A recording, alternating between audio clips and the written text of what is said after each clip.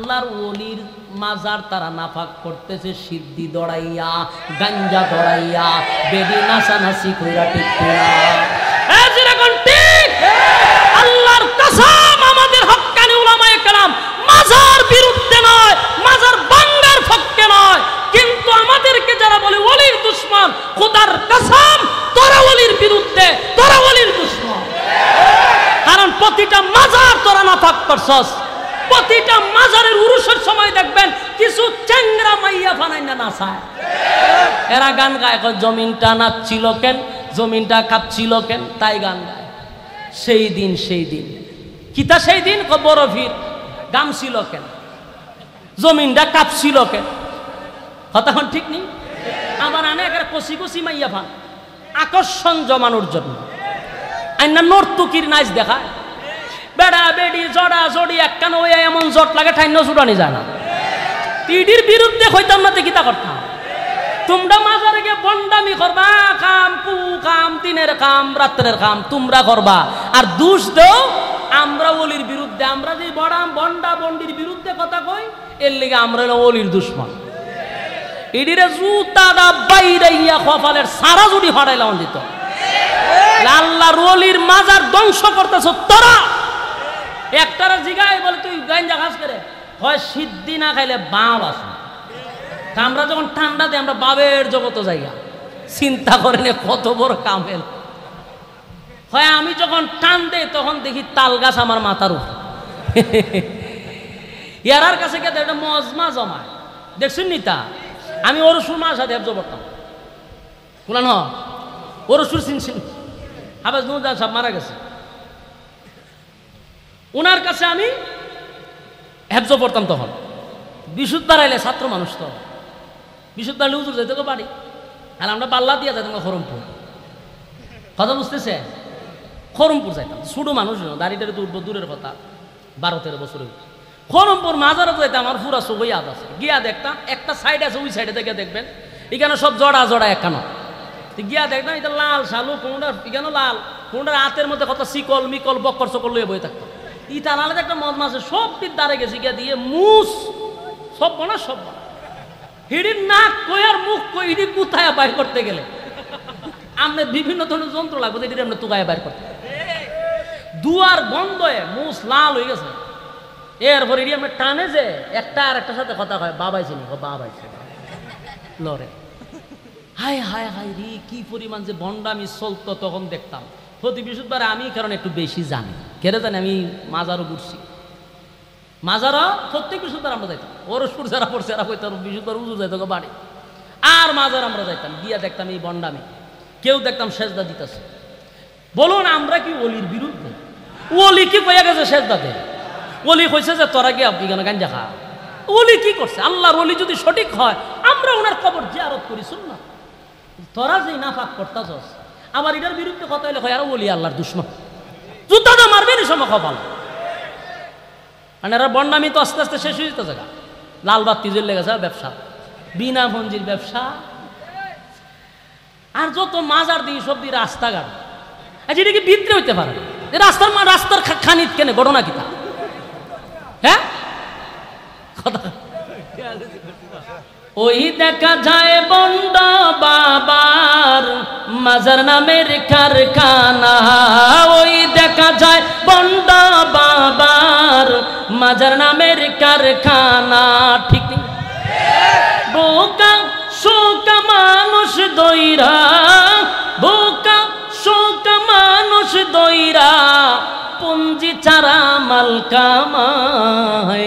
ওই দেখা যায় ভণ্ড বাবার মাজার নামের কারখানা, ওই দেখা যায় ভণ্ড বাবার মাজার নামের কারখানা। ঠিক নেই? রাস্তার কিনারকের ডেগ একটা গাওয়া ব্যাঙের মতো বইয়া রয়েছে, ছাগল ছাগল জড়া মড়াই তারে মাইরা গাতায় তোরা। আল্লাহর কসম আপনাদেরকে সাক্ষী রেখে বলি, আল্লাহর ওলিদের বিরুদ্ধে আমরা নয়।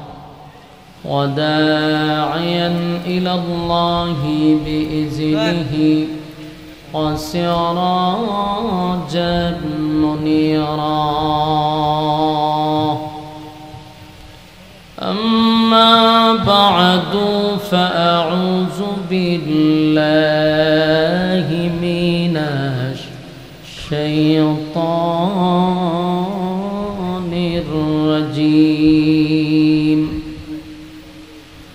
بسم الله الرحمن الرحيم وما أرسلناك إلا رحمة للعالمين وقال النبي صلى الله عليه وسلم من أحب سنتي فقد أحبني ومن أحبني كان معي في الجنة أو كما قال عليه الصلاة والسلام درود شريف পড়েন اللهم صل على محمد وعلى آل محمد كما صليت على إبراهيم وعلى إنك حميد مجيد اللهم بارك على محمد وعلى آل محمد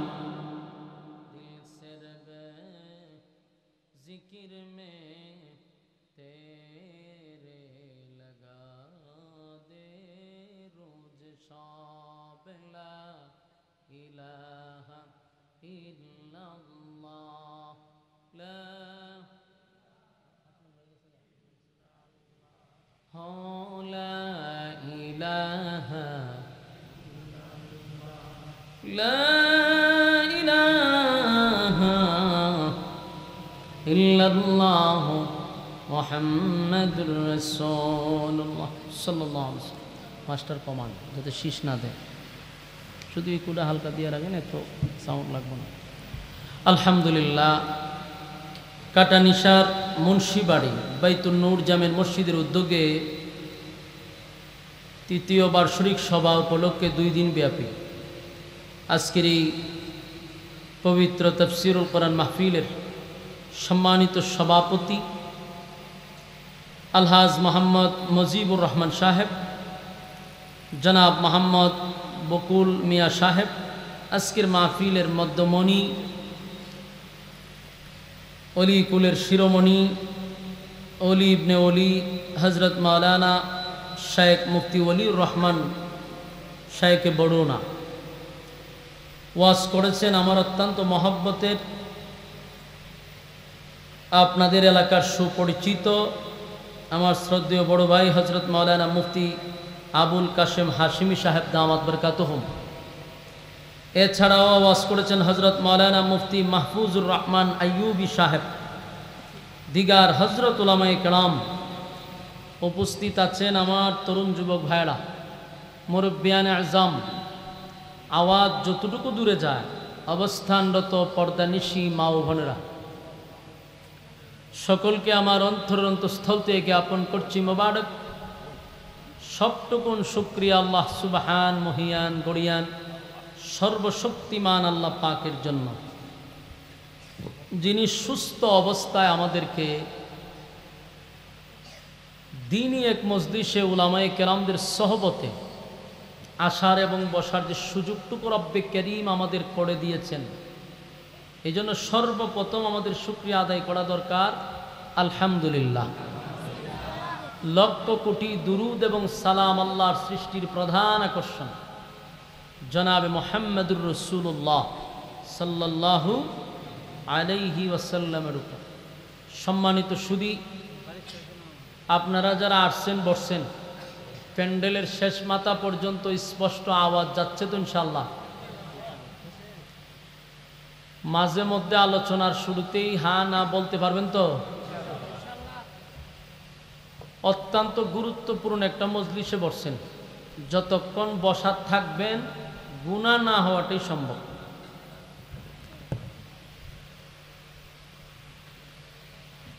এখানে যতক্ষণ বসা থাকবেন গুনাহ কি হওয়া সম্ভব না না হওয়া সম্ভব? আল্লাহর রাসূল বলেন নাজালাত আলাইহিমুস সাকিনা, উপর থেকে সাকিনা রহমত নাজিল হবে। দেখেন তো সুবহানাল্লাহ আসেনি? এটি কোন সময় কম ঠাডা পড়লে? এটা তো কোয়ার সময় কইতেই কত উপর থেকে রহমত নাজিল হবে, এখানে সুবহানাল্লাহ না হইলে কোন সময় তো। এবং যতক্ষণ বসা থাকবেন গুনাহ না হওয়াটাই সম্ভব। মোনাজাত পর্যন্ত বসা থাকলে সগীরা গুনাহ আল্লাহ মাফ করে দিবে, তওবা করলে কবিরা গুনাহ মাফ করবে। তাই আমরা ধৈর্যের সাথে শেষ পর্যন্ত থাকার চেষ্টা করব ইনশাআল্লাহ। সম্মানিত সুধী, আমাদের সামনে যে মাসটা চলমান এটা হলো রবিউল আউয়াল মাস, ঠিক নেই? রবিউল আউয়াল মাস আসলে পরে আমরা বুঝতে পারি যে আমাদের নবীর আগমন হয়েছে, ঠিক না? মানে রবিউল আউয়াল মাস মানেই হলো রাসূলের আগমনের মাস। কথা কই না দি? এটাই তো শুনতেছেন, এটাই শেষ না আরো আছে? কিন্তু এই কথাটা কেউ কয় না। অথচ বিজ্ঞ উলামায়ে কেরাম যারা আছে জিজ্ঞাসা করেন, অথবা এখানে আমার অনেক উলামায়ে কেরাম আছে, জিজ্ঞাসা করেন রাসূলের জন্ম নিয়ে ইখতিলাফ আছে। কেউ বলে ৮ তারিখ, কেউ বলে ১২ তারিখ, কেউ বলে ৯ তারিখ। এখানে ইখতিলাফ আছে। কোনো বিজ্ঞ উলামায়ে কেরাম আজ পর্যন্ত এটা বলতে পারে নাই যে এই তারিখটাই একেবারে 100%। আশা নিয়ে ইখতিলাফ আছে। কারণ এখনকার যুগের মতো তখনকার তো এত প্রযুক্তি ছিল না যেটা লিখে রাখবে, যার জন্য কেউ কয় ৮ তারিখ, ৯ তারিখ, ১২ তারিখ। রাসূলের আশা নিয়ে ইখতিলাফ। তবে হ্যাঁ 100% এই মাসেই রাসূল দুনিয়াতে আসছে, এটা সত্য। কিন্তু তারিখটা অ্যাকুরেট না। কিন্তু সবচেয়ে বড় সত্য হলো, চিরসত্য হলো ১২ই রবিউল আউয়াল সোমবার দিনে রাসূলের ওফাত হয়েছে। এতে এই ব্যাপারে কোনো ইখতিলাফ নাই। আমার কথা বুঝুন, কি বুঝছেন? রাসূল যে দুনিয়ার থেকে বিদায় হয়েছে এই ব্যাপারে কোনো ইখতিলাফ নাই। মানে 100% ১২ই রবিউল আউয়াল রাসূল দুনিয়ার থেকে বিদায় হয়েছে, এর মধ্যে কি নাই? সন্দেহ নাই, ইখতিলাফ নাই। প্রতিটা কথা যদি আপনি দিলের কান লাগায় শুনেন তাহলে আপনি কিছু নিয়ে যেতে পারবেন। মনোযোগ দিয়ে শোনা দরকার। তাহলে আমি কথার শুরুতে এটা কেন বললাম?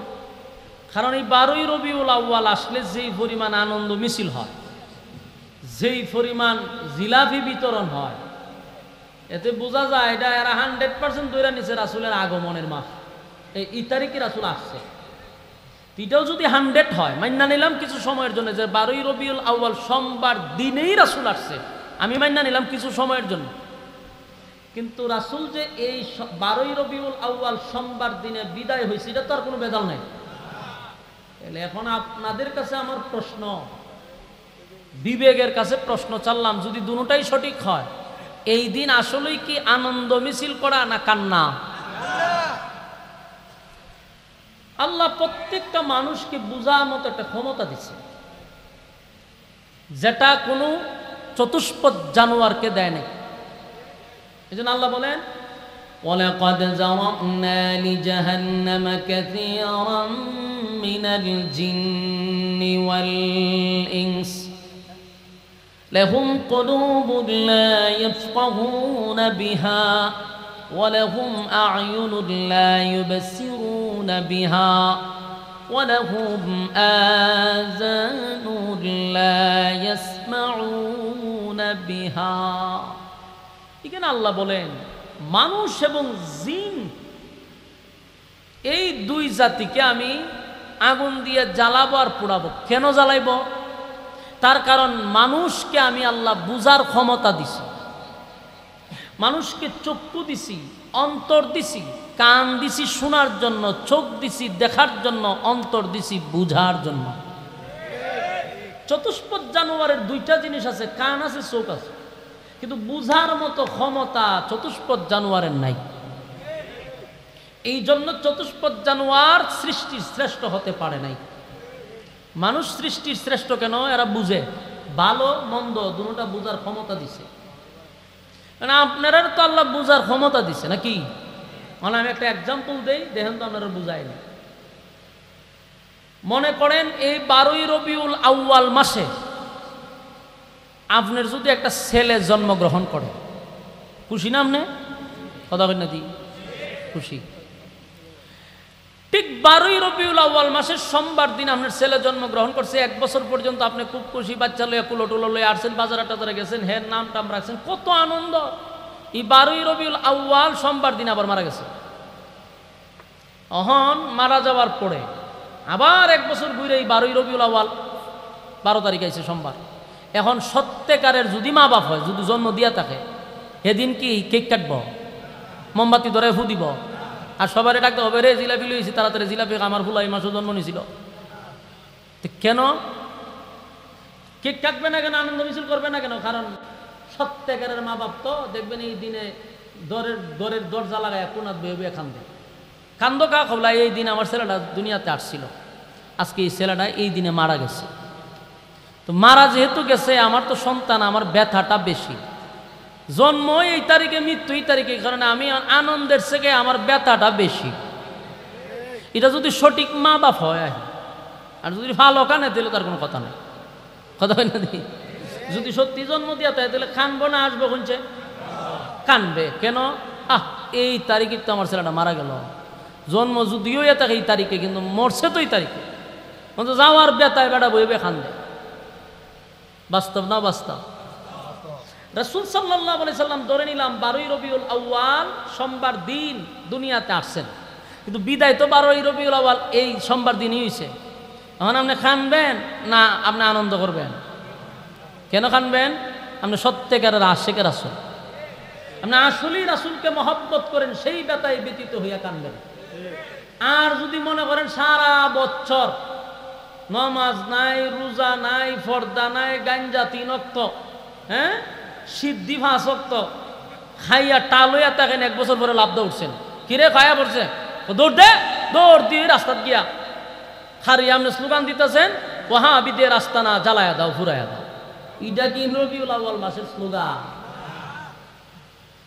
আমার মাদ্রাসার সামনে খারিয়া লাইভ দেয়, আমি তো এরার মতো অপশন, আমার তো প্রোগ্রাম আছে, আমি গেছি এখন জানি দি লাইভ দিয়া কয়, এই দেখেন আশরাফি সাহেবের মাদ্রাসার সামনে আইসা আমরা মিছিল করতেছি। তো মিছিলও কয় কি তা, ওয়াহাবিদের আস্থানা জ্বালিয়ে দাও, পুড়িয়ে দাও। আচ্ছা, আমার কত হইলো, রাসূল দুনিয়াতে আসছে, মাইনা নিলাম, আনন্দে তোরা মিছিল করতে হতো। রাসূল কি শিখাই দিছি স্লোগান দিতি? এটা উস্কানিমূলক স্লোগান না? ইটা বুঝি স্লোগান? রাসূলের আগমনের স্লোগান এটি আল্লাহ রাসূল শিখাই দিয়ে গেছে। এই জন্য আমি প্রথমে একটা পয়েন্ট বাই করলাম যে আপনারা যদি সত্যিকারের আশিকের রাসূল হয়ে থাকেন, তাহলে এই দিনটা আমাদের কান্নার দিন, কথা হয় না দিন? এটা তো আমি দিলাম আপনাদেরকে যুক্তি। এখন আসুন, রাসূল সাল্লাল্লাহু আলাইহি সাল্লাম যে কাজগুলা কইরা গেছে, আমরা রাসূলকে অনুকরণ করি। রাসূল যা করছেন আমরা তা করব, রাসূল যা করেন নাই আমরা তা করব না। তাহলে রাসূলের জীবনীটা হলো 63 বছর, এর 3টা অধ্যায় আছে। প্রথম অধ্যায়ের নাম হলো কাবলান নবুয়ত, দ্বিতীয় অধ্যায়ের নাম হলো মাক্কি জিন্দেগি, তৃতীয় অধ্যায়ের নাম হলো মাদানী জিন্দেগি। এই 3টা অধ্যায় যদি আপনি স্টাডি করেন, কোনো একটা জায়গায় যদি আপনি দেখেন যে রাসূলের জন্ম তারিখে রাসূল নিজে সাহাবায়ে কেরামদেরকে লইয়া এই 1 কিলোমিটার একটু চক্কর দিছে, আনন্দ মিছিল, তাহলে তো আমরাও করতাম, ঠিক না? রাসূল করছে, আমরা করব না কেন? প্রত্যেকটা আলেম করতেই হবে বাধ্যতামূলক। আর রাসূল যদি না করে, এটার কোনো যুক্তি আছে করা? বাদ দিলাম, রাসূল করলো না। এখন আসুন, সাহাবায়ে কেরাম করছে কিনা? সাহাবায়ে কেরামদের ইতিহাস যদি পড়েন, কোথাও কি আছে সাহাবায়ে কেরাম এইভাবে দলবদ্ধ হইয়া মিছিল দিছে আর কইছে ওয়াহাবিদের আস্তানা জ্বালিয়ে দাও, পুড়িয়ে দাও? এজন্য ভাই লাগো যদি জিগাইটা কই পাইছ, তো বাপ দাদা কিতাব দেখো, বাপ দাদা কইরা গেছে। বাপ দাদার দলিল দিয়ে ইসলাম চলে না। ইসলাম চলে কোরআন এবং সুন্নাহ অনুযায়ী, ঠিক কিনা বলেন? তাহলে আমরা চলবো রাসূল যেইভাবে বইলা গেছে আমরা এইভাবেই চলবো, সাহাবায়ে কেরাম যেই কাজ করছে আমরা সেইভাবেই চলবো, ঠিক কিনা বলেন? এখন আসুন, আল্লাহর রাসূল দুনিয়াতে আসার কারণে আমরা কিন্তু বেজান না। এরা আবার বলে হয় রাসূলের দুশ্মনরা নবী আসার কারণে এরা খুশি না। তোর কপালে টাটা বড় খুশি না, তোরা কইছিল রাসূল দুনিয়াতে আসার কারণে আসমান খুশি, জমিন খুশি, সূর্য খুশি, চন্দ্র খুশি, হ্যাঁ আকাশ খুশি, সূর্য চন্দ্র গ্রহ নক্ষত্র পাহাড় পর্বত সাগর নদী নালা খাল বিল কীট পতঙ্গ আল্লাহর সৃষ্টি জগৎ সব রাসূলের আগমনে খুশি খুশি খুশি। আমরা খুশি না হইলে ঈমান থাকবো? খুশি না কইছে, আমরা খুশি, রাসূলের আগমনে খুশি। রাসূল কোন সময় আগমন করছে জানেন? সুবে সাদিকের সময়। কোন সময়? সুবে সাদিকের সময়। সুবে সাদিকের সময় কেন? বলে রাত আল্লাহর কাছে দরখাস্ত করছে, আল্লাহ আপনার পেয়ারা বন্ধুকে আমার মধ্যে জন্ম দেন। দিন আল্লাহর কাছে দরখাস্ত করছে, আপনার বন্ধুকে আমার মধ্যে জন্ম দেন। রাত আর দিন আল্লাহর কাছে দরখাস্ত দিব কোন সময়? রাত্রে দিলে রাত দিন বেজা, দিনকে দিলে রাত বেজা। আল্লাহ তখন দিনকেও খুশি করলেন, রাতকেও খুশি করলেন, সুবে সাদিকের সময় বন্ধুরে পাঠাইছে। সুবে সাদিক মানে দেখবেন কিছু রাত কিছু দিন, ঠিক কিনা? তাহলে রাসূল আসার কারণে সবাই খুশি, আমরাও খুশি। কিন্তু দুঃখের বিষয় হলো আমরা আপনাদের মতো এই আনন্দ মিছিলটা করতে পারি না। কেন পারি না? কারণ আমরা রাসূলকে অরিজিনালি মহব্বত করি। কারণ এই দিন আমরা জানি রাসূল বিদায় হয়েছে, তাই আনন্দের চেয়ে ব্যথা বেশি। বাস্তব না বাস্তব? এখন আসুন সাহাবীদের জীবনী একটু দেখি। তারা যদি আনন্দ করে থাকে আমরাও করব, তারা যদি খাইন্দা থাকে আমরাও খানব, ঠিক কিনা? রাসূল যেদিন দুনিয়ার থেকে বিদায় হবে এদিন থেকে এর 2-3 দিন ধরে রাসূলের মাথায় ব্যথা ছিল, বুকেও ব্যথা ছিল। কারণ রাসূল সবসময় দোয়া করতেন, আল্লাহ আমাকে শহীদি মরণ দাও। আল্লাহ এই শহীদের মর্যাদা দেওয়ার জন্য ওনার বুকে এবং মাথায় ব্যথা দিছে। তো ব্যথায় ব্যতীত হইয়া রাসূল কখনো হুশ কখনো বেহুশ হয়ে যায়, একবার চায় আবার বেহুশ হয়ে যায়। তো সাহাবায়ে কেরাম তো সবসময় রাসূলের পিছনে নামাজ পড়তেন, রাসূল ইমাম সাহাবীরা মুসল্লি। তো ফজরের নামাজের সময় সব সাহাবীরা আইসা কাতার বন্দী হইয়া বসা, রাসূল আসতেছেন। কিরে ঘটনা কি? রাসূল আয় না কা? অপেক্ষা করতে করতে একটা পর্যায়ে দেখে যে নামাজের অক্ত চলে যাবে, রাসূল আসেন। সাহাবীদের কলিজায় একটা মুসর মারছে, রাসূলের পিছনে কি আর নামাজ পড়তে পারবো না? অনেকক্ষণ অপেক্ষার পরে কান্না শুরু হয়ে গেছে সাহাবীদের মধ্যে। এর মধ্যে একজন তাকায়া দেখে ইমামতির মুসল্লায় স্বয়ং আবু বকর দাঁড়ায় আছে। যেই মাত্র আবু বকরকে ইমামতির মুসল্লায় দেখছে সাহাবীরা, তো কান্না আর থামায় রাখতে পারছে না। পুরা মসজিদে নববীতে কান্নার রুল পড়ে গেছে। কেন রুল পড়ছে? সাহাবীরা বুঝতে পারছে যেখানে আবু বকর দাঁড়ায় গেছে এখানে আর নবী দাঁড়াবে না। কথা বুঝতেছে না মা? আবু বকর যেখানে ইমামতি দাঁড়ায় গেছে রাসূলের জায়গায়, বুঝতে হবে এখন থেকে ইমাম আবু বকরকে মানতে হবে। কান্নার রুল পড়ে গেছে।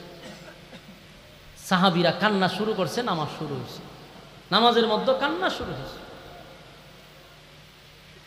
আল্লাহর রাসূলের হুশ ফিরলে আম্মা জান আয়েশা ছিল রাসূলের পাশে, জিগায় আমার মসজিদে নববীতে নামাজ শুরু হয়েছে? জি শুরু হয়েছে। রাসূল হুশ ফিরার পরে কয় আমি একটু দৃশ্যটা দেখতে চাই। আম্মা জান আয়েশা রাসূলকে এইভাবে আস্তে করে উপরের দিকে মসজিদে নববীর দিকে ধরায় রাখছে, কারণ মসজিদে নববীর একটা সাইডেই রাসূলের হুজুরা শরীফ, জানালা দিয়া রাসূলের চেহারাটা ধরে রাখছে। আল্লাহর রাসূল এক দৃষ্টিতে তাকায় রয়েছে, আর রাসূলের চেহারা দিয়া চোখ দিয়া মুক্তার দানার মতো পানিগুলা পড়তেছিল। আম্মা জান আয়েশা তাকায়া দেখে রাসূলের চোখ দিয়া পানি পড়ে। আম্মা জান আয়েশা বলেন, ইয়া রাসূলুল্লাহ, ইয়া হাবিবাল্লাহ, মুক্তার দানার মতো আপনার চোখ দিয়া পানি পড়ে, নামাজের দৃশ্য দেখার পরে আপনি কান্দেন। নবী গো, আমার আব্বা নামাজ পড়াইতেছে, আপনার চোখ দিয়া পানি পড়ে, কেন কান্দেন? আমার আব্বা ইমামতি করে, আপনার অপেক্ষায় নামাজে রক্ত চলে যাবে, সাহাবীরা কান্না শুরু করে দিল। গোটা মসজিদে নববীর মধ্যে কান্নার রোল পড়ে গেছে।